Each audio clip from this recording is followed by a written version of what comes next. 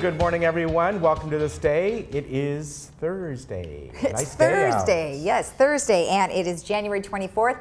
And it is National Peanut Butter Day. And I know how much you love peanut butter, but we won't talk about brands of peanut butter today. Butter, yes. Yes. Well, Peanut Butter Day is today. Yeah. And I'll tell you more about that after Ken tells us who's on the show. All right. We are going to have from the Globe headlines. We're going to have Erica Ritchie, and I don't think you've met her before. I don't think she's been on our program. She is a reporter for both the Register and the Globe. Also, we're going to bring you segments from South County Outreach, and also one called Getting to Know series that Mark did. This one is Carol Shallon, who you know from Old Pros and our Trading Post show. Also, we're going to bring you a segment with social services. And Lisa's going to tell us there's only one meeting today. Yes, there's only one meeting today, and it's the GRF Agenda Prep meeting, and that's going to be in the Sycamore Room from 9:30 to 11:30 in the morning.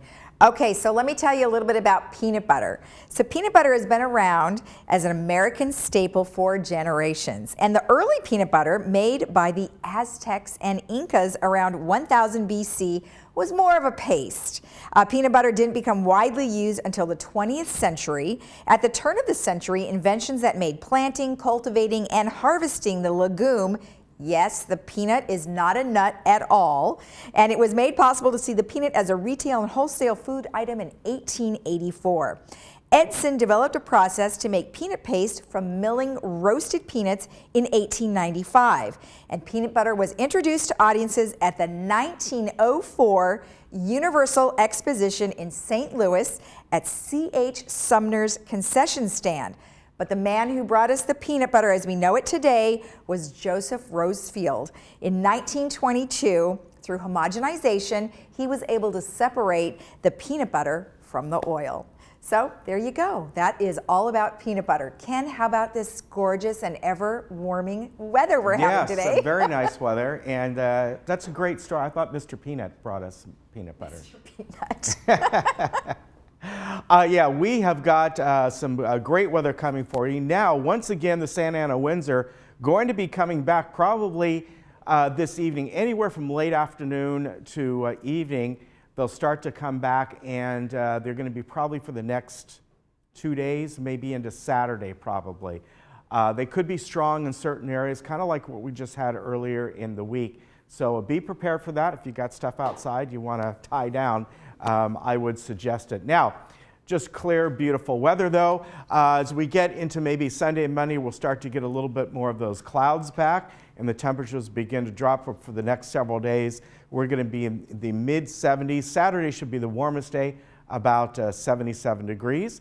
Around Orange County and elsewhere today, beautiful weather. You can see even the beaches are going to average about 72. Everywhere else in the mid to upper 70s. San Diego 75 degrees, and Big Bear 48. Palm Springs, as you know, not unusual when we start to get the Santa Ana winds, that Palm Springs isn't any warmer than we are out here. So they're going to be at 75. So again, those winds may start to come up around afternoon. The strongest will probably be more Friday night into Saturday. Those are going to be the strongest winds, but we'll start to get those a little bit probably late today or maybe overnight. All right, we'll be back.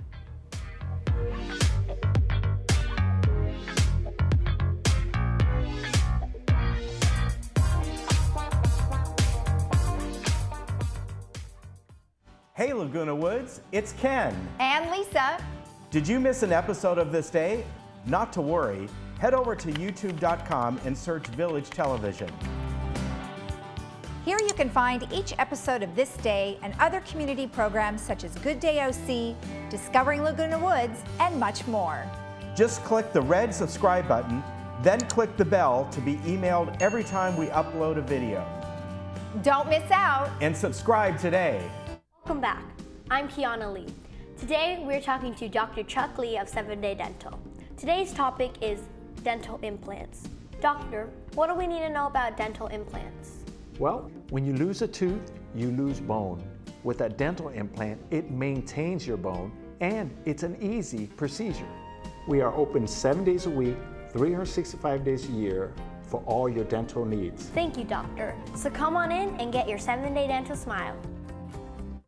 Through my window, I see the first sunlight, and I feel the warm ocean breeze. I see the waves that lulled me all night. That's what my window brings me. Look at this. That view is $1 million. It's amazing we can look at these kinds of places within our budget. You don't have a bad view from here anywhere you look. It's all about the view. Sunday night is beach night. Sunday night at 8, only on HGTV.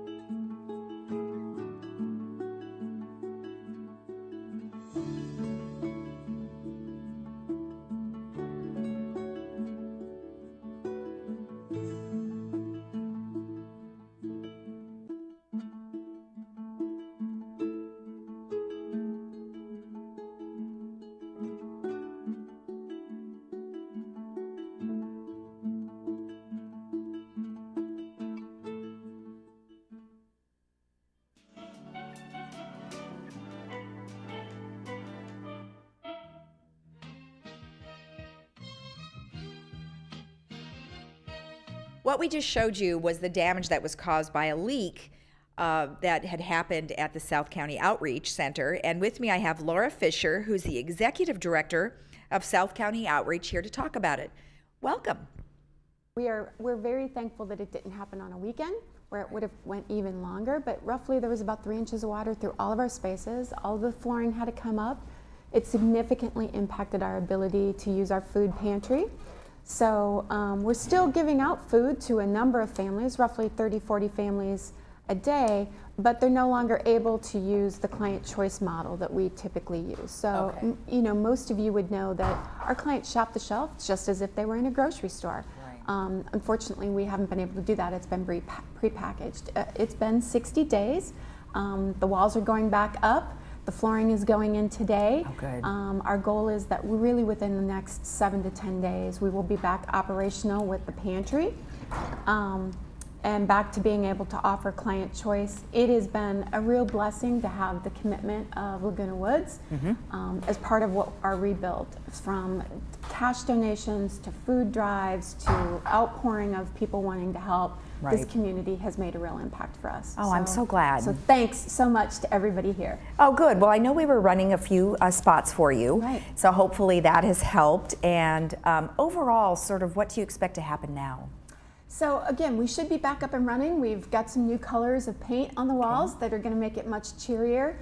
We're able to redo some things as well. So the layout will be a little bit easier for the clients and the volunteers that help clients going through there. But annually, you know, we distribute almost 1 million pounds of food, and that's our goal. Right. People very much need us. I know that it has been a challenge for them because we haven't had much fresh food to be able to give out because the refrigerators have been moving around a little bit. Okay. So our goal is to get back up and running and have, you know, produce and dairy and proteins for people to be able to take home and feed their families. Excellent, excellent. Well, I'm so glad that things are working out so much better than you probably thought. Yes, it's coming together well, but it was a really slow, painful process for a while. Right. I know my volunteers are anxious to get back to work, and I know that the clients we help are anxious for us to get back up and running too. Okay, well, good. Well, you've got a couple of things that are coming up to help with the expenses. Right. So let's talk about some of those. The first being the Coto de Caza at the Coto de Caza Golf and Racket Club. Right. So we're excited. This is our first year being part of this initiative. It's the last Saturday in October, so October 27th. and they sponsor a charity golf tournament. And really, they do a big chunk of the heavy lifting for us. We do need to secure some foursomes, so if you've got anybody that wants to golf, we'd love to have them join us that day. But it's a beautiful day on the golf course, and we receive a good chunk of the proceeds from the event. So golf tournaments are expensive to run, and they need to cover their costs. But the proceeds will benefit South County Outreach. So we're excited for a great year. Now, Coto de Caza, you are the beneficiary of one of their. Is that the Coto Classic? It is. Okay. Yes, it is. Okay, and so are you one of many charities? We're one of three. Okay. So Augie's Quest has been with the Coto event from the beginning, and then Trauma Prevention is also there this year. So there's three of us. They normally pick a national charity, and Augie's Quest is associated with ALS. And then they'll pick 2 local charities as well, and we are one of those. Excellent. That was October 27th. It is. Okay, good. And then you've got a couple of other things like the Festival of Trees. So we are in our 5th year of the Festival of Trees, which I think is really the feel-good event of the holidays.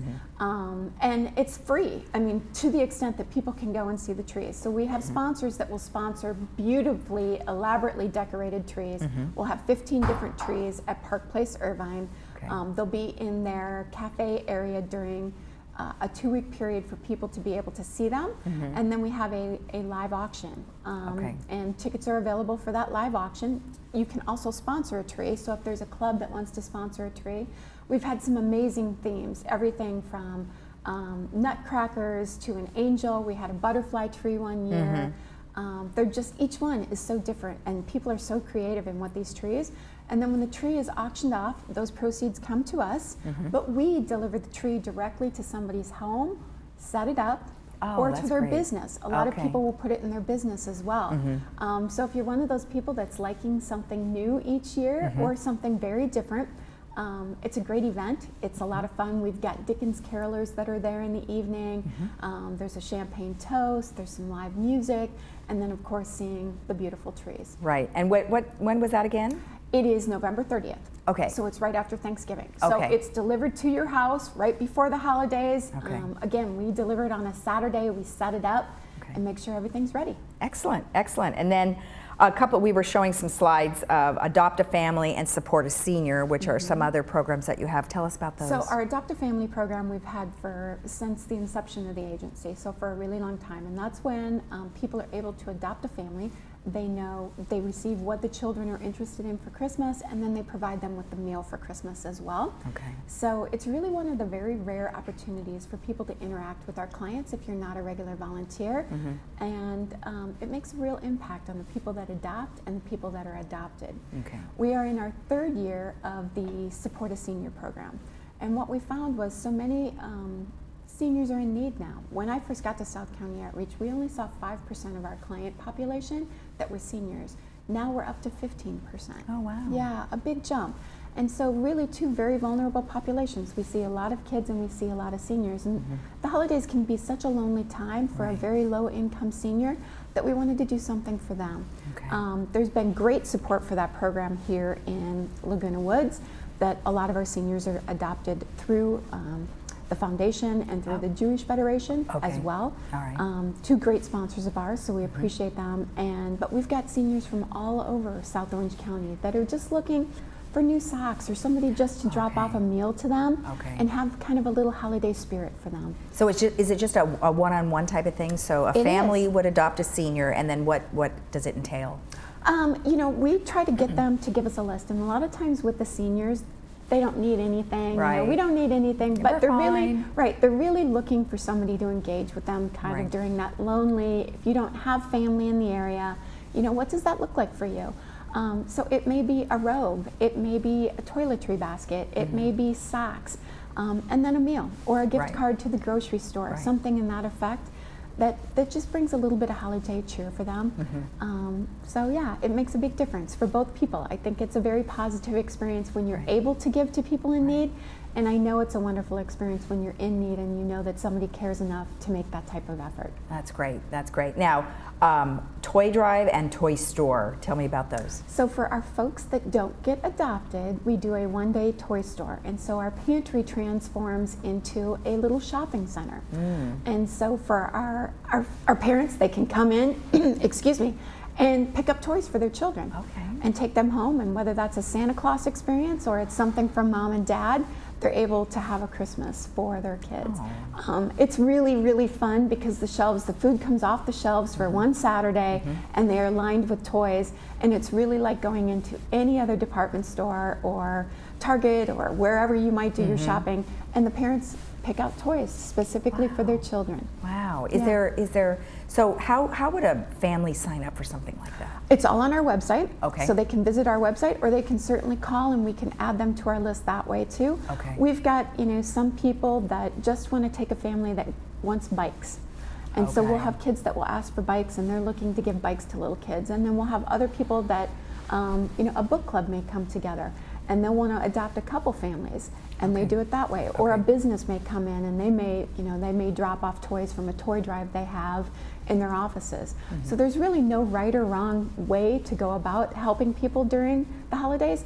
We're always looking for gift cards for our teens that are needing to be adopted or go through Toy Store. So it can be as easy as dropping off a $20 gift card to Target or to Walmart or Forever 21. Any of those stores that we know kids like to go to. Those are greatly appreciated. Same thing with grocery store cards. A $20 grocery store card or a $50 grocery card can go a long way for a family during the holidays. Now, we were with National Charity League for a number of years, and so South County Outreach was one of our charities. And I know that is a really big deal, is when you can collect food for you guys, right? So there's many organizations that do that. Many, and many of the clubs in the village also do that. And we are able to drop off barrels. We can tailor a flyer. We've even had neighborhoods that had a decorating contest during the holidays, and had barrels out when people were driving through. So again, we make it very easy for people to do a food drive for us. We drop off barrels, we pick up barrels, so there's no heavy lifting for anybody. And we can tailor a flyer to meet whatever club, whatever agency. National Charity League does a lot of great work for us. They volunteer for us in addition to doing drives, so we appreciate that. Well, it seems like you're getting out there, which is great, and you're also helping so many people. And I think we had a slide up there so people could reach you and at the website, or they could drop things off. Is it all day, or are there specific hours? Our pantry is really open from 8 to 5, Monday through Friday, for drop-offs. Our hours for services are a little bit different. We flex them a little bit on Tuesdays, but other than that, we're there every day, and love to have people stop by. That's great. Well, thank you so much. The information was wonderful. Good luck to you. Glad you guys are back on your feet. Thanks. I appreciate being here this morning. All right. And if you want to help, don't forget to go to the website, or you can go ahead and give them a call on the number that we had on the screen. We'll be right back after this.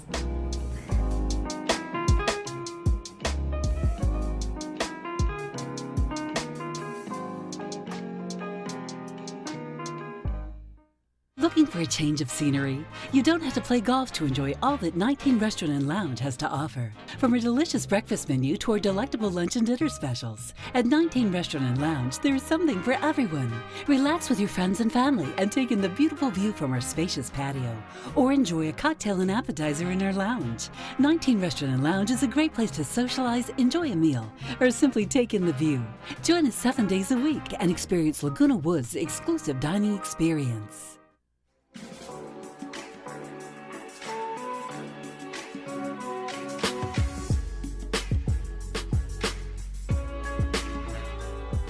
Well, I'd like to welcome a newest members to our social service department, Dustin Arbuckle. And Dustin comes to us via Saddleback Medical Center with Memorial Care.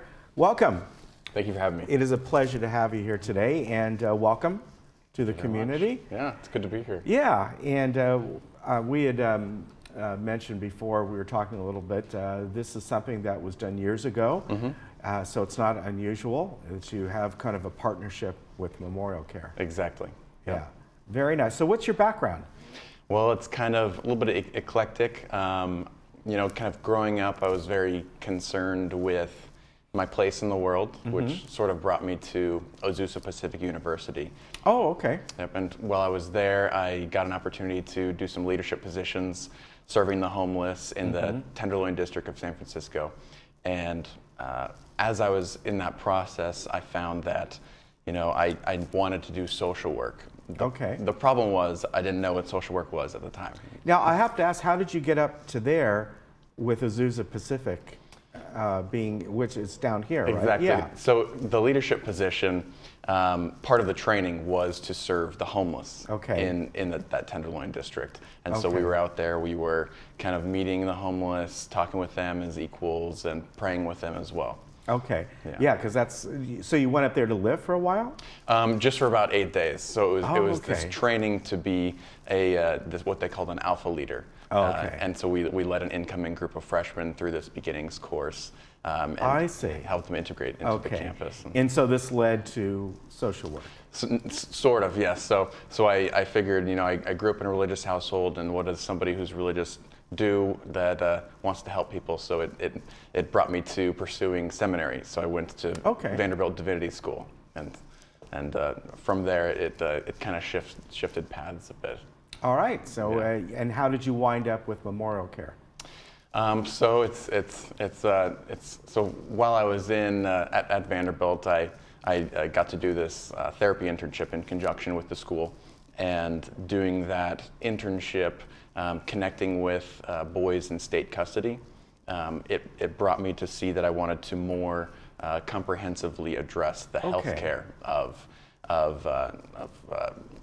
all sorts of populations, because I've done a lot of work with diverse populations, from boys in state custody to at-risk youth to homeless, palliative care, and it was actually my fiance's mother who's a social worker, and she's like, this is where you belong, and so she kind of led me to going to USC, pursuing my MSW, and I worked with the homeless again, worked in palliative care, and found that I loved healthcare and that comprehensive delivery.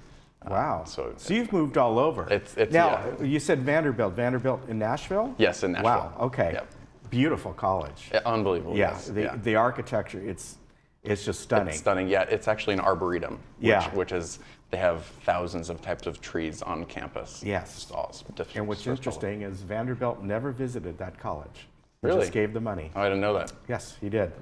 The Vanderbilt family. But yeah, you really hopped around. Yeah, I did. And now, when you got to Memorial Care and Saddleback Medical Center, did you get there knowing you were going to be over here? Was that a position hired to come over here, or you moved over here? Yes, I sought that out. So working with so many different populations, I really found that my niche was older adults. Yeah. And they have such a depth to them that I didn't find in other populations.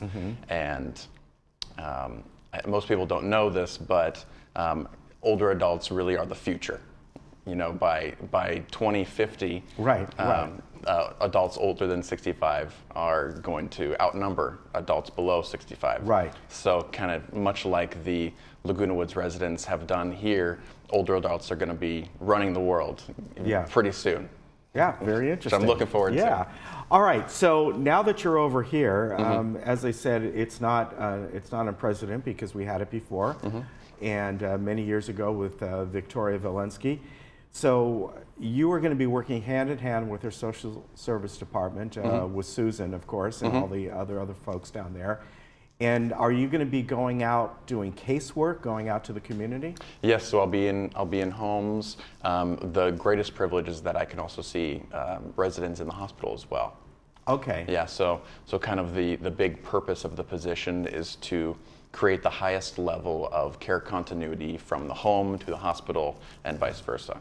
Okay, now will you be over here every day of the week, or like one day over at Memorial Care? I'll be here every day of the week, in the social services department. All right. Yep. Now, one of the things, of course, that, one of the many things that they do here is they really kind of pinpoint the people who need some extra help. And not only, we have a program here which is really great, where people can remain anonymous and go, you know what, I'm noticing my neighbor needs some extra help. They're not asking for it, but it's something that I see. And it sounds like you're a perfect fit for that. Thank you very much. Yeah. So we get all sorts of referrals. We get every fall that happens. So every fall that ends up with a resident in Saddleback is transferred to me, so I can see them in the hospital as well as here. Yeah. Yeah, which was very nice. Yeah, it's very Now, is this a temporary position over here? No, it's nice. full time. Yep. Yeah, very good. I'm really glad they brought it back, and just really want to create this bridge between Laguna Woods and Saddleback Medical Center that is the safest and the most direct for the residents of Laguna Did you know Woods. much about this community, or is this your real first kind of look at it? My first introduction to the community was actually in high school. I got I got to volunteer at Saddleback, and most of the volunteers there actually are from Laguna Woods. So I got to learn about a lot of that. So did you go to where'd you go to high school? Laguna Hills High School. Oh, okay. Yeah, obviously that you're familiar. You grew up right around here then. Yeah, I did. Okay, Yep. all right. All the moving around that you did, I wasn't sure. I know, yeah.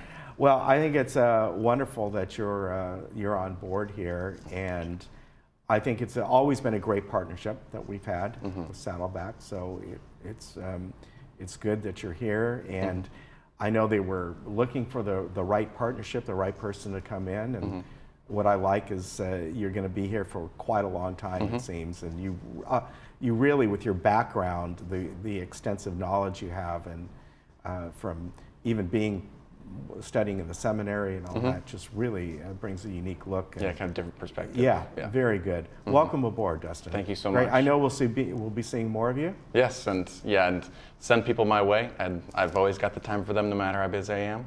All right. Love to very meet good. them. Nice to meet you. Good to meet you as well. We'll be right back.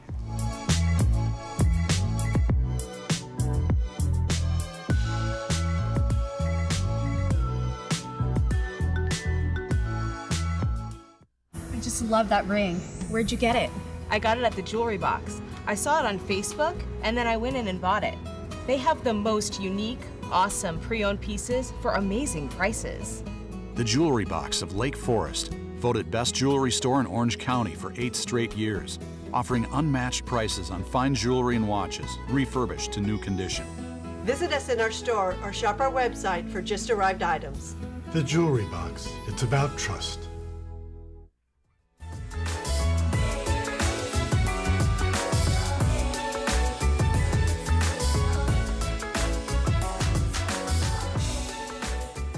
Welcome back.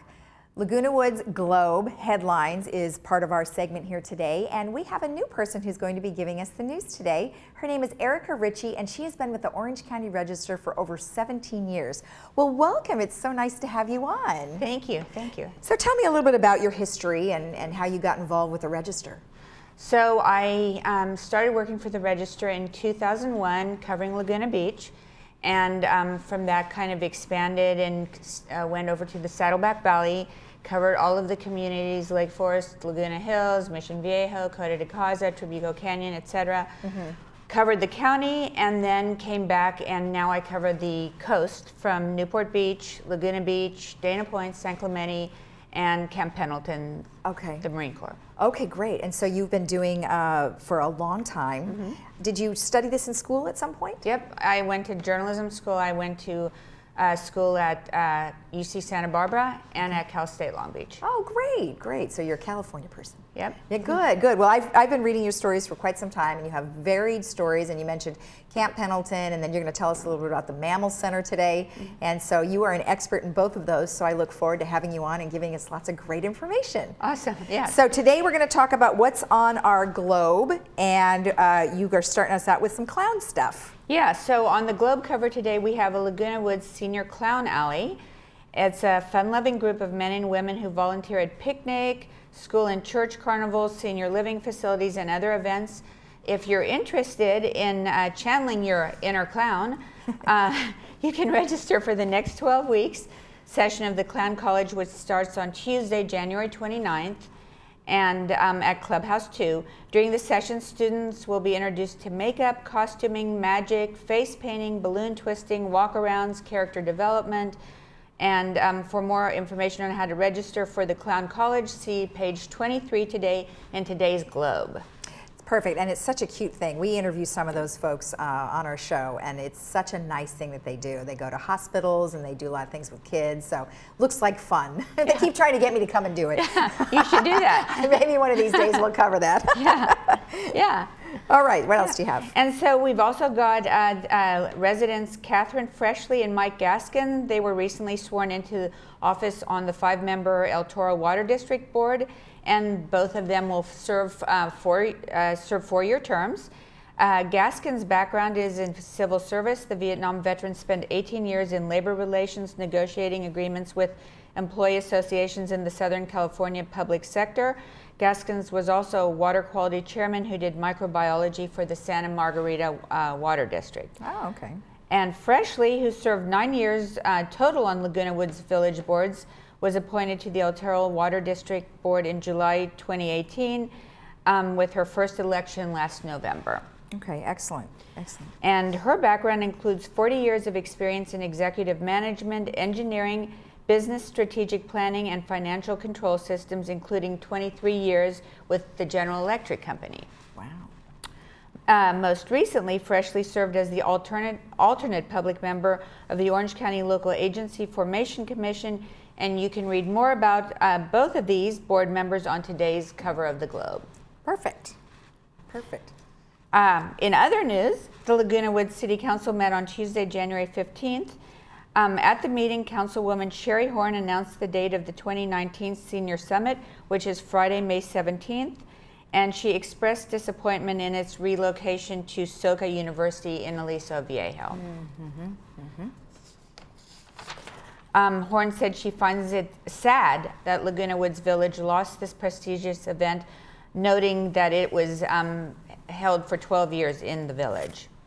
Okay. Last year's event left standing room only in Laguna Woods Village Performing Arts Center, 814-seat auditorium, with residents upset about the crowded parking situation, no shuttles to compensate for it, and overflow of outsiders. Okay. No theme has been disclosed yet, though breakfast and lunch at the event are promised. Okay. How about the Mammal Center? Oh, Do yes. you have that? Yeah. So on page 32 of today's Globe, we have a story about the Pacific Marine Mammal Center.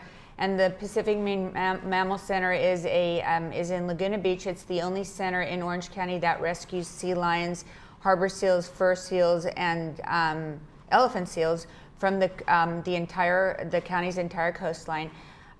Shockingly, in January already, they have picked up 8 animals, 7 of which in 1 week, which is a little bit alarming. There is concern that a warm blob near the equator is forming and could potentially cause some ocean warming, which in past years has brought animals closer to the shore looking for food and bringing them into danger. In this case, 2 of the sea lions that were found were also entangled with fish hooks, which is a growing problem for marine mammals in our area. See, and I thought maybe you were going to say that because the seals are coming in, then the sharks might be coming in. Is that a concern? Yeah, I mean, that's not, the warming water is more of a problem for the sea lions because it brings their bait that the fish that they generally feed on are pushed further offshore. Okay. And because of that, the mothers are having to leave the Channel Islands. They leave the pups unattended. The pups are malnourished. They start swimming to the coast. And with not enough food, they end up stranding. And that's the concern from 2013 to 2016. Okay. The National Oceanic Administration declared an unusual mortality event for the sea lions because at that point hundreds of them were stranded along the California coastline. So it's something that they're looking at right now as to whether or not it might be a growing problem. They're not sure yet. Okay. But the fact that 7 were brought in 1 week is a little bit alarming. Okay, so they take them in and they rehabilitate them by feeding them and caring for them if they have any injuries? Yeah, they bring them in, and in this case, all of these were pups, so that means they were born on the Channel Islands in June or July, and so they're about 6 months old, and all of them were half the weight they should have been, and they are tube fed. They put kind of like a marine mammal milk together with electrolytes, vitamins, and they have to literally tube feed them to get them able to get enough weight on, and then they start trying to feed them with live fish. I see. And most of the sea lions are at the center probably a good 3 to 4 months before they're released again. Okay. Some end up never being released. Oh, and they just keep them there? No, they end up like Lumiere, an elephant seal that they had earlier this year that I also wrote about, which can be found on ocregister.com if you look under my byline and Lumiere. It's kind of a neat story. It was an elephant seal who was found, he ended up not wanting to eat live fish, which is kind of a problem if you're gonna swim in the ocean. And so so they ended up keeping him, and they took him to SeaWorld to see if there was anything they could do for him as far as, was there something wrong with his eating or his esophagus? Turned out nothing. He was just a little apprehensive of live fish, and so he ended up going to the Niagara Aquarium in New York. Oh, okay. And he was placed there. I wrote a story about that, and you can follow him now, actually, him live if you go to the Niagara Aquarium's Facebook page or Instagram, and you can see some of his exploits. He's doing very well in the last month that he's arrived. Now, people can go and visit the animal center down there, right? Okay. Yes, and the center is also looking for donations. Okay. They need, each day it costs them, basically it's $1 a fish to feed the sea lions. So if this is becoming I don't want to say crisis, but if it's becoming a situation where more animals are going to be coming in, they will need more food, and so they need donations for food, they need donations for medicine, they need Pedialyte is something they give them in their marine mammal mix. So they will be looking for that type of help, but it's also something where folks can go and see the sea lions and kind of learn what the Pacific Marine Mammal Center does. That's a great idea. That's a great idea. Go down there, and if you happen to go down there, then maybe bring one of those items. So that would be perfect. or bring them money for a donation. Okay, all right, perfect. They can apply to that. All right, excellent. Okay, and then do you have a letter to the editor for us? Yes, I believe I do have a letter to the editor. Yes, in our columns today includes Alive with Spirit by village resident Linda McNamara. And in her column, actually this is the column. So in her column, Linda urges readers to think about their everyday lives as a movie. Linda writes, "There's something in every person's life, a moment, an era, a relationship that could make a best-selling book or a masterful movie. Our stories are rich with learning and wisdom. The plot might be a single mom, which is now a doting grandmother, the husband who cared for his family forward for years, working 3 jobs, a graduation, a birth, even a skinned knee, might provide insight or shared humanity." Oh, okay, that's awfully nice. And to your question for the letter to the editor, we were surprised that we only received 2 letters this week. Wow. Yeah. And the one that we got that I have here to feature is from Barbara Junway, and she writes, "A motion to stop use of the weed killer Roundup did not pass at the United Mutual Board meeting on January the 8th. Director Gary Morrison appears very concerned with a nearly triple increase in cost per year if organic alternatives would be used to kill weeds. Yet at a previous United Mutual Landscape Committee meeting, one member had carefully analyzed the cost estimate and saw that it was flawed. His own estimate was that annual assessments for each resident would only increase by not much more than $3. I personally wouldn't mind paying this increase in order to protect my health. Do you really want your grandchildren or pets running around on turf here that's doused up with Roundup?" Yeah, that's been going back and forth for quite some time now, so hopefully they'll get that cleared up soon. Well, thank you very much. We look forward to having you on every week. Thank you. Thank you very much. All right. And remember, if you would like to get your globe, we have that on our first floor of the Community Services Building on Thursday mornings at 8 a.m. We'll be right back after this.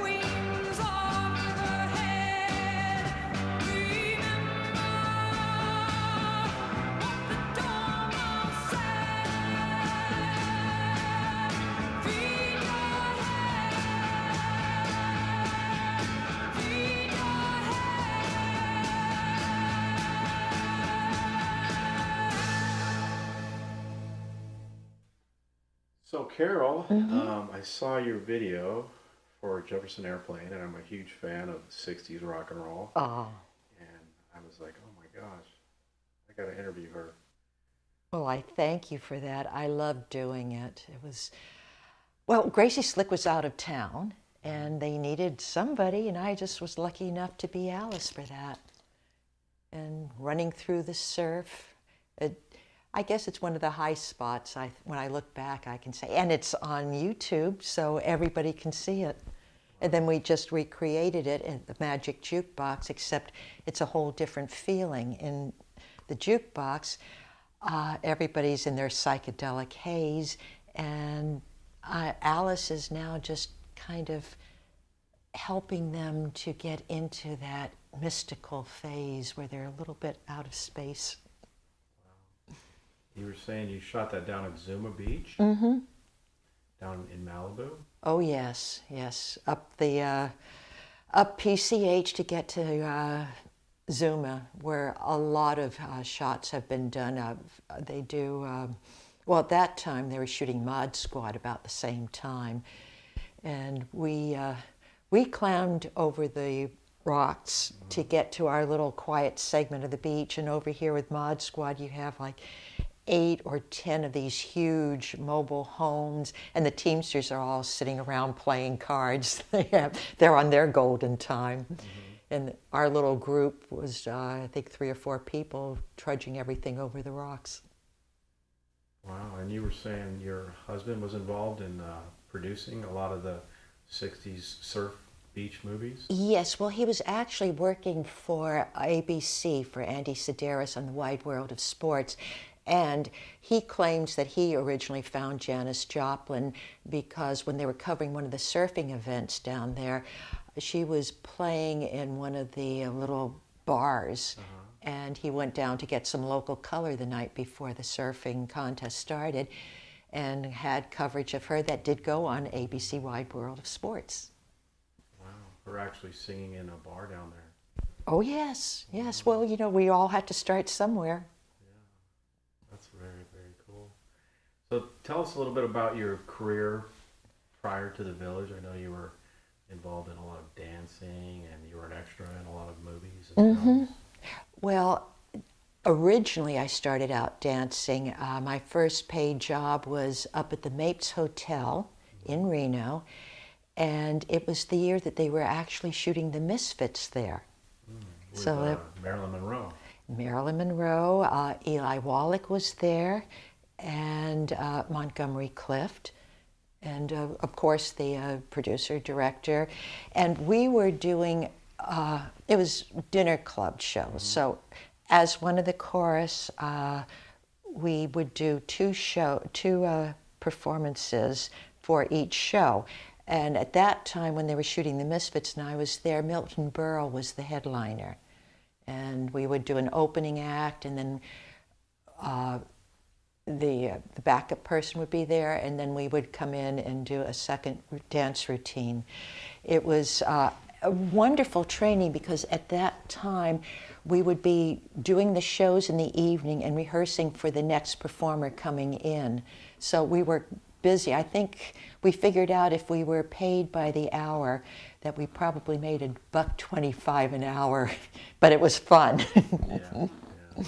And you were saying you have to carry your own weight back in those days. Always. Well, when I was working with my first husband and we were shooting these crazy little independent films, you know, they were so small that we didn't shoot 35 millimeter, we shot 16 millimeter, and then afterwards would blow it up. But we would double and triple with whatever needed to be done.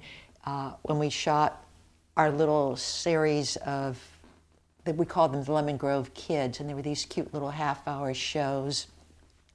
Because my husband at the time looked a bit like Huntz Hall from the Bowery Boys, and we had another actor who looked like Leo Gorcey. So there we were, and when we shot the Lemon Grove Kids Meet the Green Grasshopper and the Vampire Lady from Outer Space, we brought in all of the crew's kids would participate in it. And that was another thing. We just moved into a new home up in the Hollywood Hills. And the next weekend we came up, we brought in our flying saucer. Our neighbors, well, it took a little getting used to, but fortunately, our children were about the same age, and there's a wonderful little cul-de-sac, and so the kids would just roam from house to house. Whoever showed up fed the kids, and off they would go to the next one. Wow. Fun times in Hollywood. No doubt. Any little stories you'd like to share? When you're small potatoes, you still wind up running into the same problems that some of these big stars have run into. They're just coming out nowadays. That's one of the reasons why I looked at what the possibilities were, and I figured, well, if I have to sleep with the director to get to have a part, it better be my husband. So that's what I did. And we'd made small, well, not so small. We did one called The Incredibly Strange Creature Who Stopped Living and Became Mixed Up Zombies. And we shot that over in Glendale in the old Masonic Temple. And we had, we built an entire carnival midway on the 5th floor. And up on the 7th floor, we had the interior of the cabaret. And the choreographers that I had been working with at the time had just bought out the old Moulin Rouge sets and costumes. So some of the dance routines that were in there, you would see in other movies. I think one of the Doris Day movies, something about April in Paris.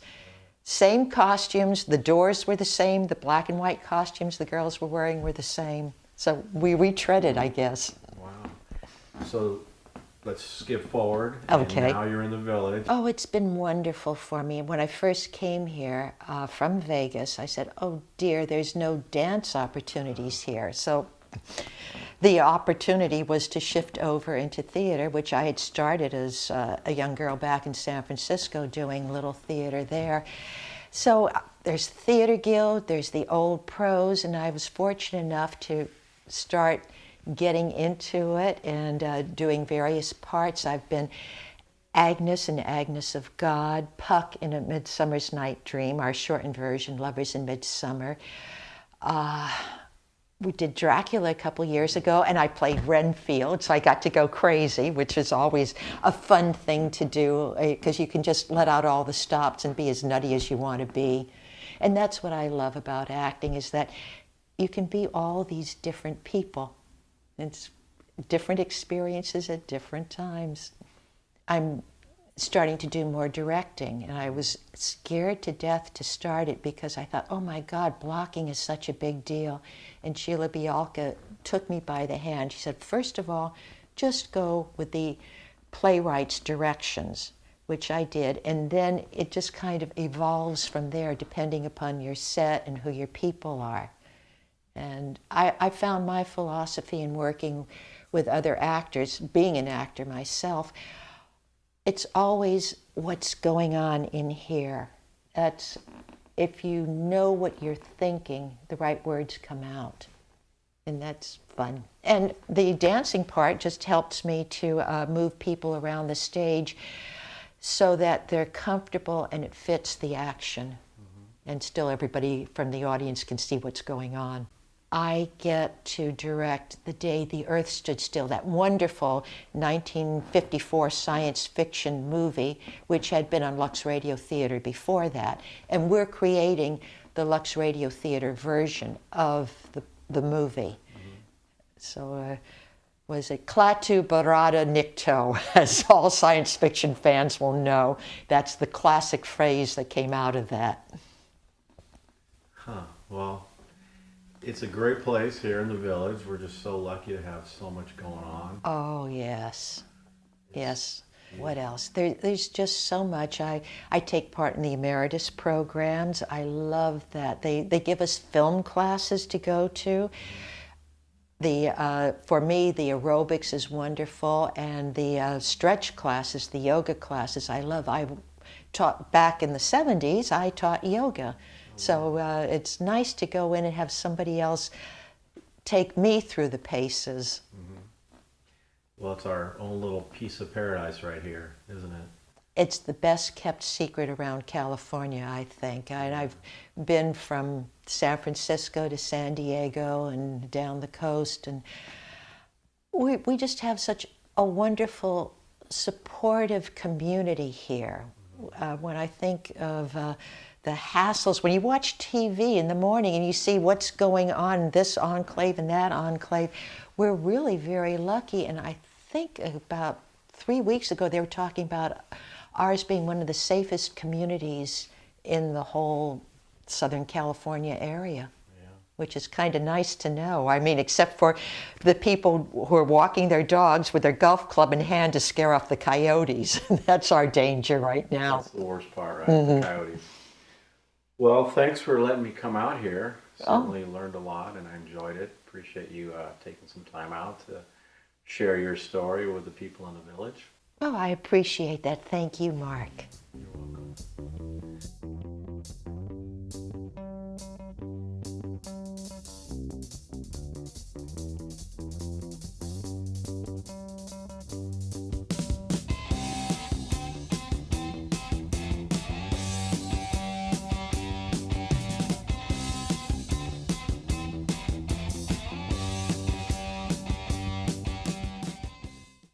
#1 choice for wood flooring and more is LA Carpet. Now during their 2-day sale, visit their showroom now and get 65% off wood flooring, laminate, and waterproof flooring. Plus, get 5-year, 0% financing. #1 for you.